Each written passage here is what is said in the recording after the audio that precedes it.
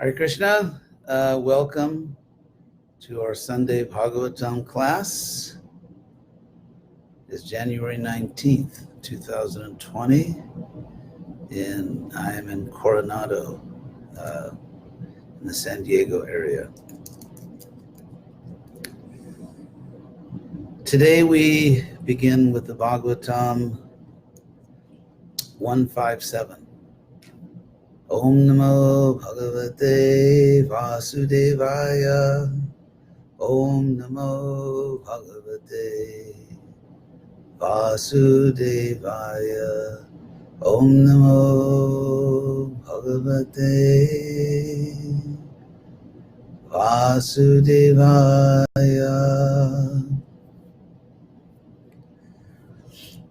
So, 157.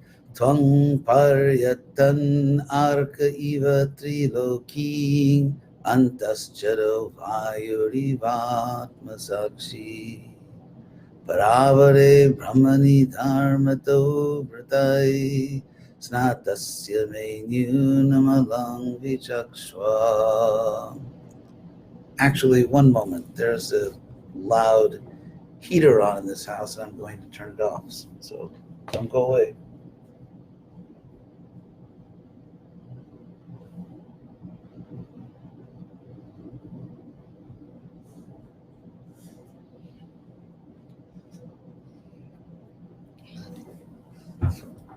So, this is a very interesting verse, famous verse. Twang, the first word is you. Pariyatan, which means wander, all about. The Sanskrit verb at means to wander, to roam. And so pariyat or pariyatan here is an exact synonym of the famous parivrajaka. We have the term parivrajaka-acharya, or a sannyasi who is parivrajaka. So parivraja or pariyata is the same thing, to roam about, to wander about. And there is a negative and a positive feature to this idea of wandering about. I mean, they're both positive, but the negative one is that one avoids attachment. As they say, a rolling stone gathers no attachments, gathers no moss. So when I took sannyas, I was, of course, I was already elderly and mature. I was 23 years old, joke. And so Prabhupada told me and the other devotees that took sannyas with me, keep the wheels turning. Because, we had Sankirtan vans. So Prabhupada said, keep the wheels turning, keep moving, don't get entangled, don't become attached. And so in that sense, there's this sort of opposite lifestyles. A grihasta, normally under normal conditions, to do their service properly, grihastas have to stay in one place, create a home for their children, and have a steady employment and all that. And so for sannyasis, it's the opposite. They wander around. And that leads to the positive side, that by traveling, a renounced person or someone who's trying to be renounced can hopefully give knowledge to many people. Of course, now we have pari-internet. So I'm traveling around the world here, sitting at my desk, which is very nice when you get to a certain age. So, so this is the vision of a Vaishnava. The Vaishnava should see that everyone is part of Krishna, that everyone at least deserves the opportunity, the chance to hear about Krishna. And of course, many people don't take advantage of it, but some people do. So both to avoid attachment and to positively preach to everyone in the spirit that everyone is part of Krishna. The sannyasi is supposed to know that everyone is part of Krishna, and therefore to give everyone the same equal chance to come to Krishna or to hear about Krishna the sages would often travel. So that's called parivrajaka, or here we have the word pariyatan, which is the same meaning. So twang, you, pariyatan, wandering about all around, arkaiva, like the sun, trilokim, wandering through the three worlds, upper, middle, and lower. So just as the sun travels around the sky, so the sage and the sun, this is a very good example because the sun gives its light and warmth everywhere. And so in the same way, I mean, wherever the sun goes, it just shines. It does what the sun does. And in the same way, a sage, a Krishna conscious sage, travels about and everywhere offers the same spiritual knowledge, seeing everyone as equally part of Krishna. So, antascharo vayuriva atmasakshi. So having compared the great sage Narada, this is Vyasa speaking. Vyasa is glorifying his guru and saying you're like the sun. Now he says that you are like the air or the wind because you are antascharo. Anta means inner, internal. Anta. Chara, you move within. You move within like the air, just like the air is outside our bodies, but then we breathe in the air is inside our body. And Atma Sakshi, Vyasadeva here says to Narada, you are literally the soul's witness. You're a witness to the soul.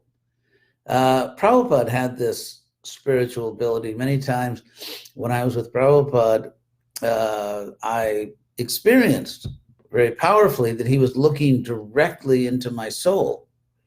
It wasn't just a human interaction, two people talking to each other, but rather Prabhupada could see directly into my heart, into my soul, and he was exactly as stated here, Atma Sakshi. Sakshi means the witness.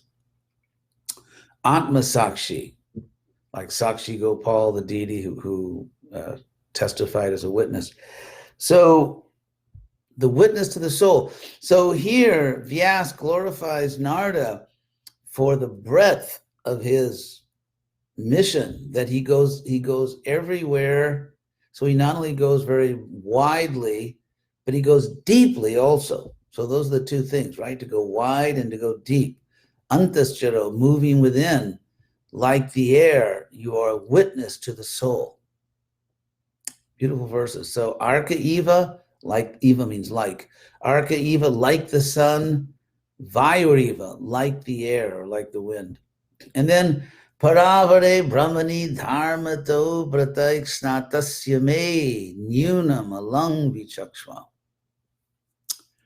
So Vichakshva means here explain, please see, ascertain and explain. Prabhupada translates this here, search out. Nunam. Nuna means deficiency. Deficiency. Search out the deficiency in me, who am snatasya, learned, very learned in paravare. Para, as you know, means like higher, like parang Brahma, the transcendental in the sense of being above or higher, para, and then avara. These two words are used together, para, avara. Vara means excellent, like Girivara Dhari. Krishna lifted the excellent mountain, Girivara. So avara is the opposite. It means not excellent, something which is not great. So here these two words are used together.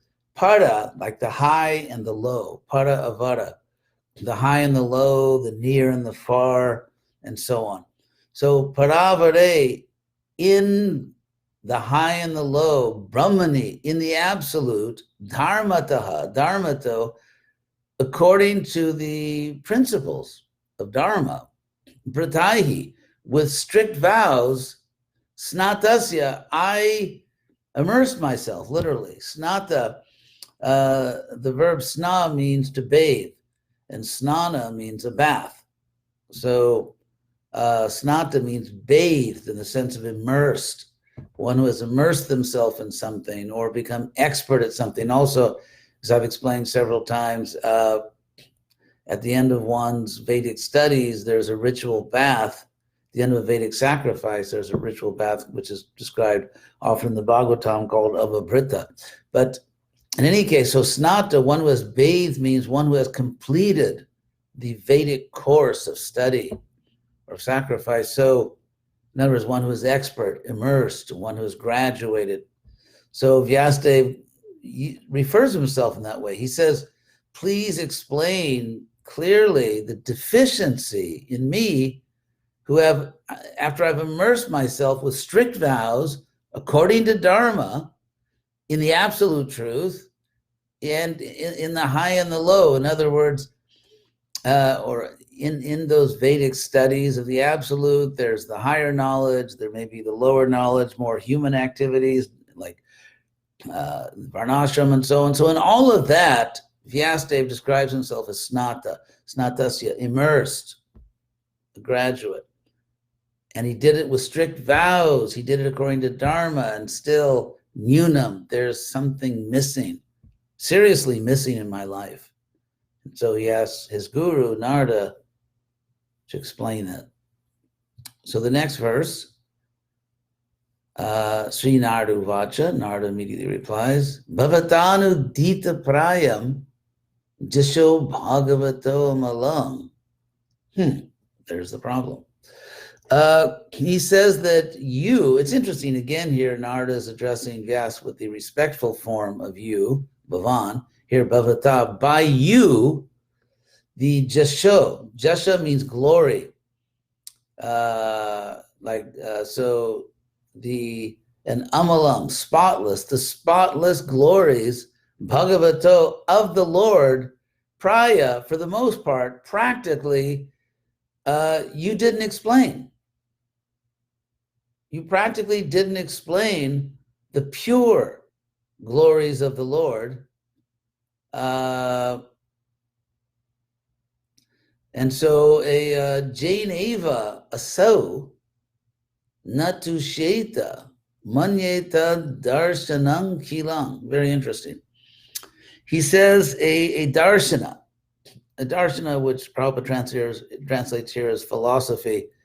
Darshana really is, if you think of the English word worldview, view, that's darshana. So darshana is like a worldview, a philosophy, a vision of reality. So, but we have an English world view, darshana. So Narada here says that I consider manye, like manas means the mind. Here we have the verb manye, I think, I believe that a darshanam, which a worldview, a philosophy, by which aso, the Lord, natusheta, cannot be pleased or satisfied, a worldview, a philosophy which does not please the Lord. I consider that philosophy to be, Prabhupada translates kilam, inferior. It could mean deficient, lacking, and so on. So Sri Narada said, here's Prabhupada's translation, you have not actually broadcast the sublime and spotless glories of the personality of Godhead. That philosophy which does not satisfy the transcendental senses of the Lord is considered worthless. So kila, Prabhupada in the word by word, is inferior. It means lacking, deficient. So that's the problem.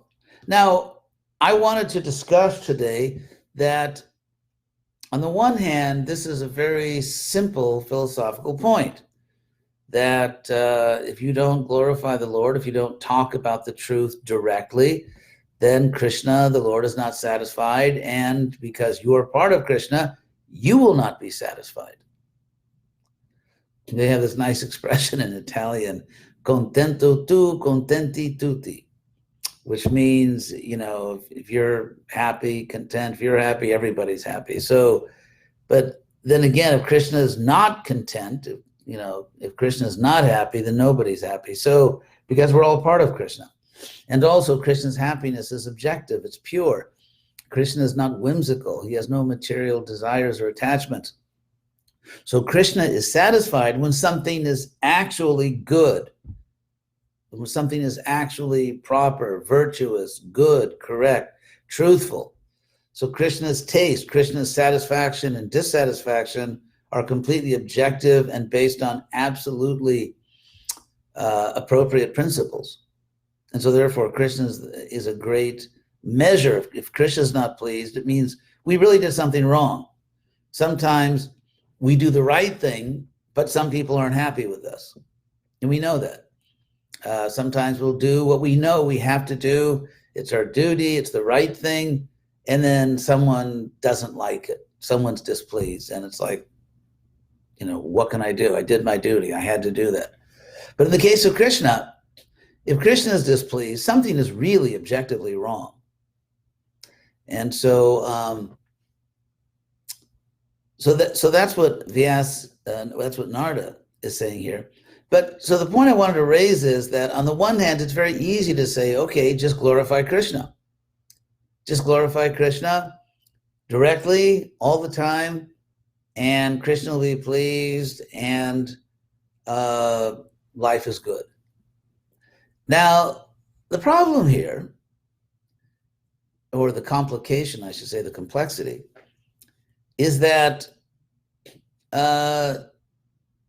often in a very materialistic world, to convince people, to interest people, attract them, we talk sometimes indirectly about Krishna. Even Prabhupada talked about cow protection, or Prabhupada talked about the political situation in the world, or the need for cleanliness, or history, the history of India. Prabhupada talked on many topics. In fact, sometimes he's glorified you who spoke on so many topics. And of course, the purpose and the ultimate point of everything was Krishna, but often it was indirect and not direct. And of course, Prabhupada spoke directly about Krishna probably more than anyone else in history, but still among great acharyas, but still. So how do you balance that?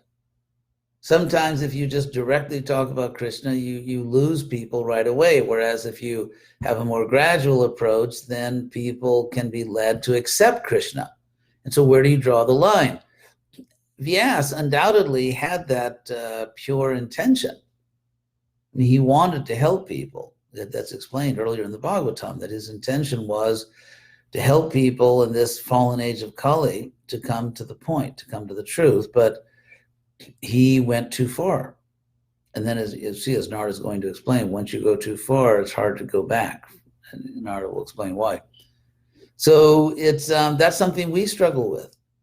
We see devotees all around the world teaching Hatha Yoga, Ayurveda, this, that, the other thing, self-help, how to be happy in your married life. And I mean, devotees, and I'm not criticizing it, but I'm just saying devotees we sometimes call these things bridge programs. So where do you draw the line?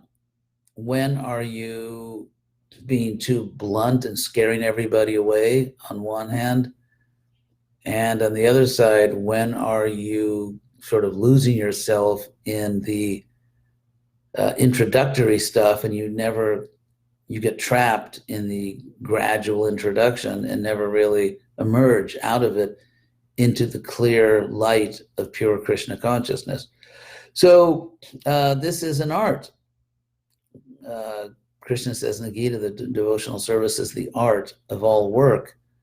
And even Vyasa, the great Vyasadeva, an incarnation, was a little out of balance here. And then his guru corrected him. Of course, Vyasa is a pure soul, and this is sort of a pastime for our instruction, but still it is an instruction. It's a very important instruction. So we'll go on to the next verse. Yatha dharmadiyas charata muni varyanu kirtitaha Hmm. Na tatha vasudevasya mahima yanuvaranitaha. So Narada calls Vyasa Munivarya, O best of the sages.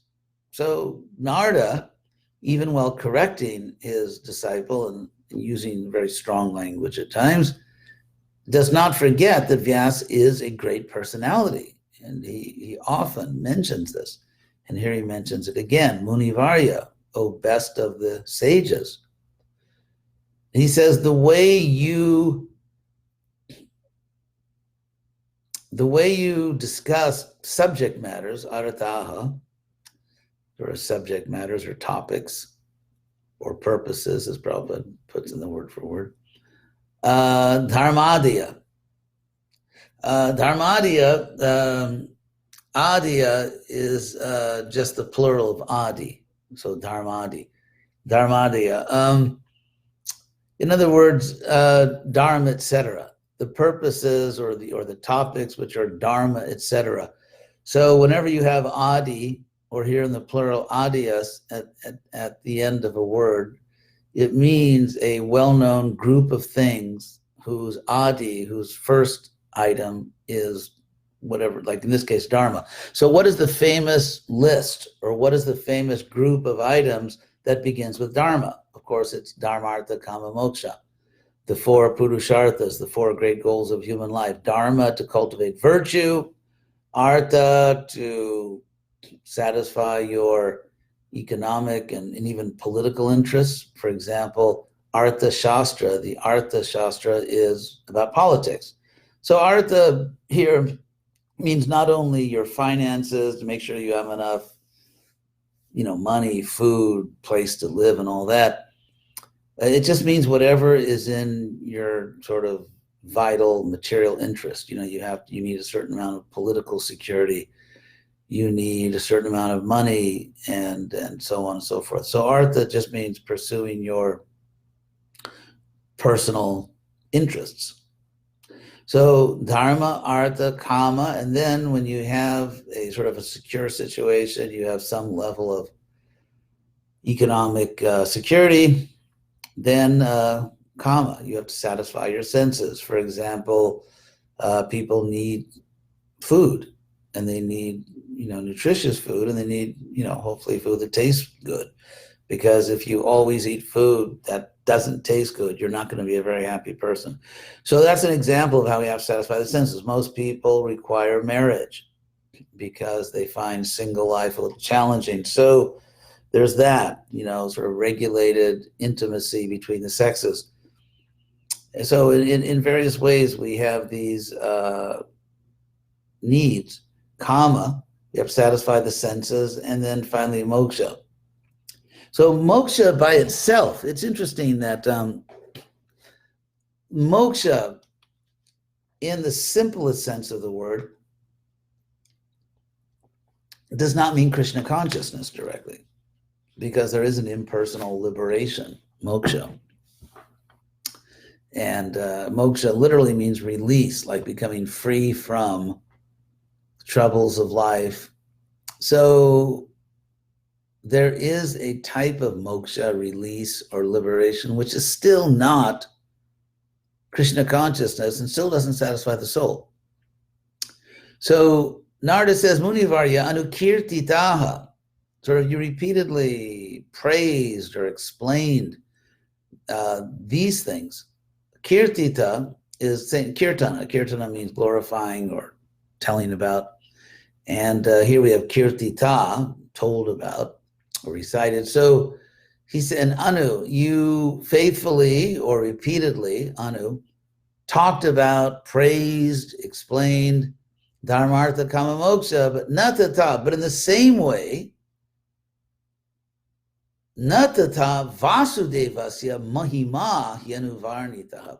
You did not, anuvarnita, you did not explain or describe in the same way the glory of Vasudeva. And here the word mahima, Prabhupada translates glory, is obviously related to the word maha, so it means like the greatness or the glories. So natata vasudevasya. So in the way that you praised and talked about dharmartha kama moksha, virtue, self-interest, sense gratification, and liberation, you did not in the same way or to the same extent explain, praise the greatness of Vasudeva. So that's a problem. Things got out of balance. And then we'll stop here because starting the next verse is a very famous one about the pilgrimage of crows, the difference between swans and crows, and then the glory of the Bhagavatam. So those are very, very important verses that really deserve a lot of attention. And so maybe we'll save that for next time. See if I can find any questions here. Again, if you ask a question, please put like lots of question marks so that as I scroll through, I will notice it. Okay, I don't see any questions. Thank you all very much. It's a pleasure to spend this time with you. And I hope we'll see you all next Sunday. Hare Krishna.